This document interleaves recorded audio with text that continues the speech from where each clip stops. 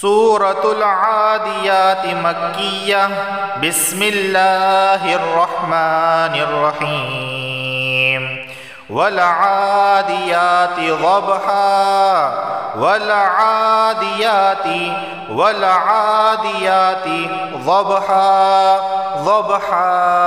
ضبحا فالموریات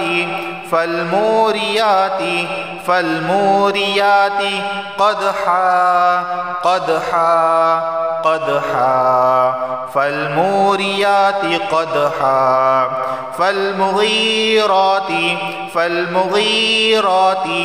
صبحا فالمغیرات صبحا فأثرن به نقعا فأثرن به نقعا فوسطن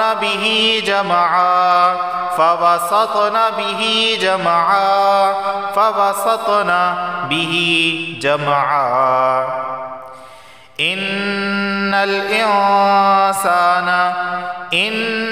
الإنسان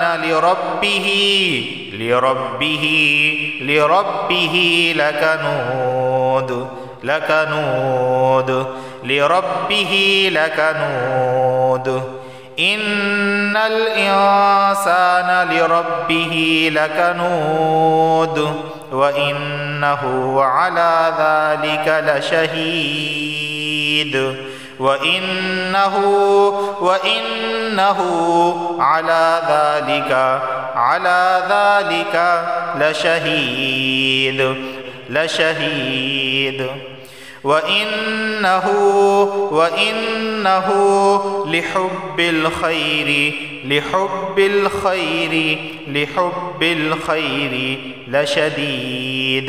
لشديد وإنه لحب الخير لشديد أفلا يعلم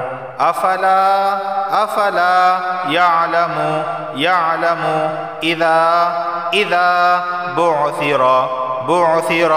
بعثر ما في القبور أفلا يعلم إذا بعثر ما في القبور وحصل ما في الصدور وحصل ما في الصدور إن ربهم بهم يومئذ لخبير إن ربهم بهم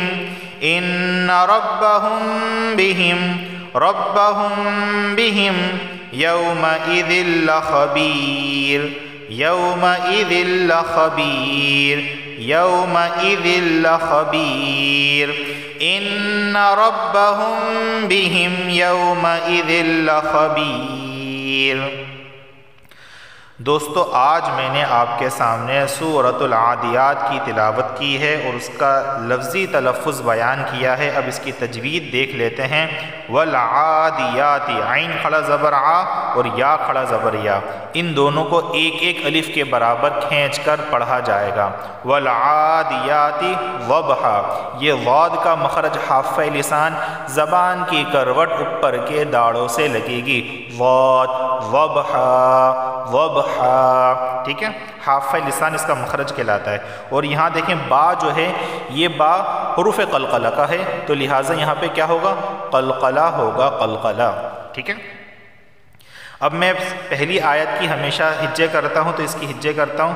واو لام زبر ول، عین کھڑی زبر آ، والعا دال زیر دی، والعادی یا کھڑی زبر یا، والعادیہ تا زیر تی، والعادیاتی ضاد با زبر ضب، والعادیات ضب ہا دو زبر ہن، والعادیات ضبحا اب یہاں پر کیا ہے، وقف کی صورت میں دو زبر کو ایک زبر پڑھتے ہیں، جب دو زبر آ جائیں تو وقف کی صورت میں اسے ایک زبر پڑھا جاتا ہے، اس طرح والعادیات ضبحا۔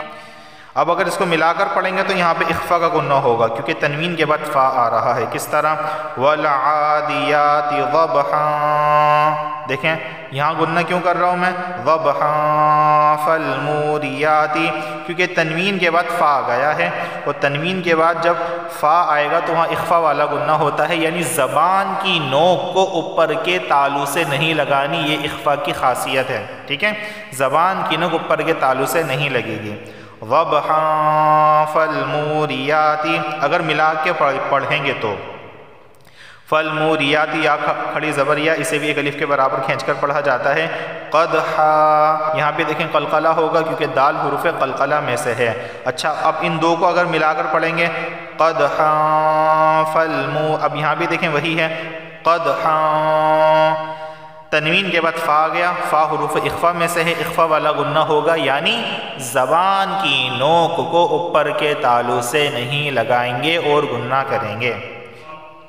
قدحا فالمغیرات صبحا، صبحا، یہاں بھی دیکھیں با حروف قلقلہ کا ہے، قلقلہ ہوگا، ٹھیک ہے، اور یہاں پر دیکھیں تنوین کے بعد فا آ گیا تو یہاں بھی کیا ہوگا، اخفا والا گنہ ہوگا، یعنی زبان کے نوک اوپر کے تالو سے نہیں لگائیں گے، کیونکہ اور جب ان کو ملا کر پڑھیں گے اس صورت میں اخفا والا گنہ ہوگا، وگرنہ صبحا ہوگا، صبحا، لیکن اگر ملا کر پڑھیں گے فالمغیرات صبحا فأثرن به نقعا فوسطن به جمعا، ٹھیک ہے، ملانے کی صورت میں یہ اخفا والے گننے ہوں گے اگر ہم ان آیتوں کو ملا کر پڑھیں گے تو صبحا فأثرن به نق، یہاں پہ دیکھیں قلقلہ ہوگا کیونکہ قاف حروف قلقلہ میں سے، حروف قلقلہ 5 ہے، با جیم دال قاف طا، ٹھیک ہے،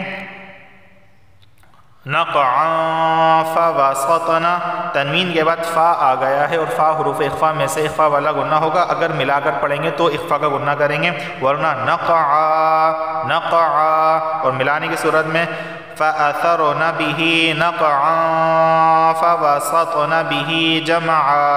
اب یہاں بھی دیکھیں فوسطن، طا حروف قلقلہ میں سے قلقلہ ہوگا، فوسط، سط، سط، سط، سط، فوسطن به جمعا، فوسطن به جمعا۔ ان الانسان، یہاں دیکھیں نون پر تشدید ہے، جب بھی نون پر تشدید آئے گی گنہ ہوگا، تو گنہ ہو رہا ہے، ٹھیک ہے، اب یہ جو انسانہ والا گنہ، یہ کون سا گنہ، یہ اخفا والا گنہ کہلاتا ہے، کیونکہ نون ساکن کے بعد سین آیا ہے اور سین حروف اخفا کے 15 حرفوں میں سے ایک حرف ہے، اخفا والا گنہ ہوگا۔ ان الانسان لربه لکنود، اب یہاں دیکھیں واو ساکن سے پہلے پیش آیا ہے تو نون واو پیش نو، اسے ایک الف کے برابر کھینچ کر پڑھا جائے گا، دال دو پیش دن، تنوین آ رہی ہے، آخر میں دو پیش آ رہے ہیں، وقف کی صورت میں اس کو ساکن پڑھیں گے، لکنود، لکنود، وَإِنَّهُ، نون پر تشدید ہے تو کیا ہوگا، یہاں پر غنہ ہوگا، غنہ، ٹھیک ہے، عَلَى ذَلِكَ لَشَهِيدٌ، لشہید، یا ساکن سے پہلے زیر آیا، اسے ایک الف کے برابر کھینچ کر پڑھا جائے گا۔ اب یہ دیکھیں یہ ریڈ کلر کا جو ہے وہ تنوین آ رہی ہے، ٹھیک ہے، یہ ریڈ کلر کا دال آ رہا ہے، ٹھیک ہے، اور تنوین ہے اس کے اوپر، اگر تنوین کے بعد واو آ جائے، اگر ہم اس کو ملا کر پڑھیں گے تنوین کے بعد واو آ جائے تو کیا ہوگا، ادغام بھی ہوگا، غنہ بھی ہوگا۔ ادغام کس طرح کہ اس تنوین کو واو میں داخل کر دیں گے، دیکھیں ان الانسان لربه لکنود، اگر ملا کر پڑھیں گے لکنود وَإِنَّهُ لکنود، وَإِن، تنوین کے بعد واو آ گیا، ادغام اور غنہ دونوں ہوں گے، ٹھیک ہے، غنہ بھی کر رہا ہوں میں، اور اسی طرح وَإِنَّهُ عَلَى ذَلِكَ لَشَهِيدٌ، وَإِنَّهُ لَشَهِيدٌ، تنوین کے بعد واو آ گیا ہے اور واو حروف یرملون میں سے ہے تو ادغام اور غنہ دونوں ہوں گے، ٹھیک ہے، وَإِنَّهُ لِحُبِّ الْخَيْرِ لَشَدِيدٌ، نون پر تشدید ہے، غنہ ہوگا، ٹھیک ہے، لِحُبِّ الْخَيْرِ، لِحُبِّ الْخَيْرِ لَشَدِيدٌ، یا ساکن سے پہلے زیر آئے تو اسے ایک الف کے برابر کھینچ کر پڑھا جائے گا. افلا یعلم، افلا الف لام سے پہلے زبر آیا ہے تو اسے ایک الف کے برابر کھینچ کر پڑھا جائے گا. لام الف زبر اللہ. یعلم اذا الف سے پہلے زبر آیا اسے بھی ایک الف کے برابر کھینچ کر پڑھا جائے گا. بعثر ما فی القبور، میم الف زبر ما، اسے ایک الف کے برابر کھینچ کر پڑھا جائے گا. قبور، واو ساکن سے پہلے پیش آیا ہے تو اسے بھی ایک الف کے برابر کھینچ کر پڑھا جائے گا. وحصل ما فی الصدور، میم الف زبر ما، اسے ایک الف کے برابر کھینچ کر پڑھا جائے گا. فی الصدور، واو سے پہلے پیش آیا ہے تو اسے بھی ایک الف کے برابر کھینچ کر پڑھا جائے گا.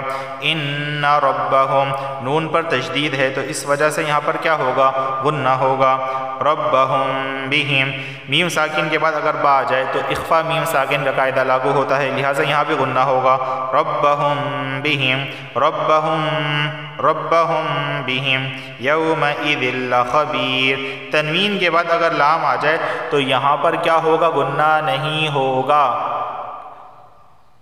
صرف ادغام ہوگا. یومئذ لخبیر، یومئذ لخبیر. یا ساکن سے پہلے زیر آئے تو اسے ایک الف کے برابر کھینچ کر پڑھا جائے گا. آپ لوگوں کو ویڈیو اچھی لگی ہے تو لازمی چینل سبسکرائب کر دیجئے گا. آخر میں دعا ہے کہ اللہ تعالی ہم سب کی جائز حاجات پوری فرمائیں، اور میری ایک خاص دعا ہے، بڑی تمنا ہے، بڑا اس کے لیے تڑپتا ہوں میں. اللہ تعالیٰ اس کو قبول فرمائے، میری خاص دعا ہے، اللہ تعالیٰ اس کو لازمی قبول فرمائے. السلام علیکم ورحمۃ اللہ وبرکاتہ.